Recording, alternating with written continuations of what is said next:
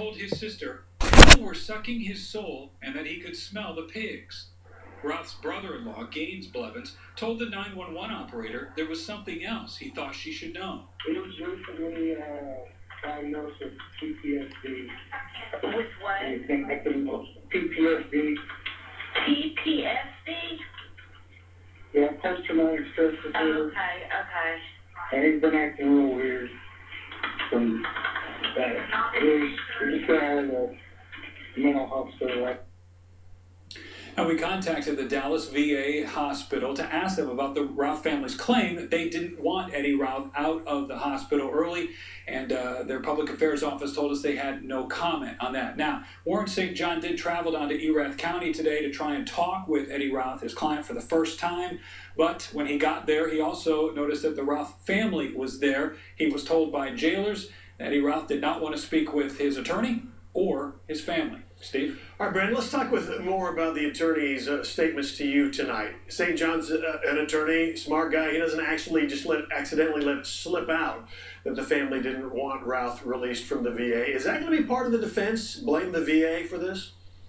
No, yeah, that was no accident. He definitely believes that that is a very valid defense theory that he is going to cultivate. He and his investigator are going to look more into that specifically as part of his defense. I asked him maybe if he can kind of sort of characterize his defense for me. He said it's way too early. He just got the case, and it's going to take a while before he formulates that, especially since he hasn't even talked with his client yet. All right, I know you have a copy of the search warrant deputies used to get into Routh's place. What were they looking for?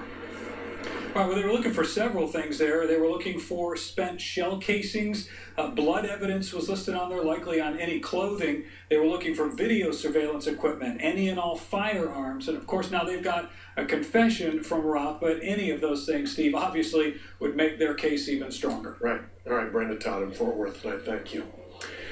Chris Cobb, those shooting victims, was working on a second book with a co-author, according to a publisher with William Morrow. The title is American Gun, A History of the U.S. in 10 Firearms. No release date has been set for the new book. Kyle's first book, American Sniper, was Amazon's #1 seller as of this morning. And please... Right now they're trying to play the blame game where they insist that the person that has murdered somebody, if they're white, that there had to have been a good reason for them to be messed up. Besides the fact that their whole entire system is unjust and broken, and it raises psychotic criminals, and they applaud killers, and they love blood sport, and there's no soundness in them from the head to the sole of the foot. They're all messed up, and they teach this stuff to their kids, and then whenever they act like a fucking psychotic person and go off and killing people, they're scratching their heads talking about post-traumatic stress disorder, and oh, maybe they were bullied in school, or maybe they didn't have any friends, or whatever. Whenever the person is black, they don't go through the trouble of psychoanalyzing the reasons why they may be predisposed to committing certain acts.